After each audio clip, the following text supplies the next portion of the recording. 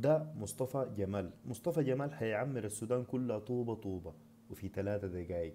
مصطفى يوم كان مأجز وما عنده موضوع وعنده شوية صيانة في البيت، قال أنا أمشي أشتري لي طوب أحمر وأصين. وفعلا نزل السوق وسأل عن سعر الطوب الأحمر، لقاه غالي. مصطفى قال أنا ليه ما أعمله براي؟ وفعلا رجع البيت جاب له شوية شباب وبقوا يعجنوا ويقصوا وينشفوا. وقبل ما الطوب حق مصطفى ينشف جا بقر وعفص له الطوب. مصطفى طوالي سأل نفسه في اللحظة دي الطوب ده ليه ما بينشف بسرعة؟ والطوب ده ذاته ليه بتقص بالطريقة دي؟ ليه ما أعمل له طريقة بتقصه أحسن من كده؟ مصطفى بقى ما بينوم الليل إلا لما يفكر في السؤال ده في إجابته. وأول ما رجع من إجازته مصطفى طوالي دخل مكتبة جامعة الخرطوم وغاص في الكتب، شوية مراجع هندسية، شوية مراجع فيزيائية، شوية مراجع أحياء، لحد ما كون في راسه فكرة وجاب الابتكار بتاعه، مكنة إنتاج الطوب الأحمر. المكنة دي خلاها تعجن وخلاها تقص وخلاها تكشف على المواد العضوية جوا الطوب وخلاها تجفف الطوب وخلاها تحرق الطوب، وده كله في 3 دقايق.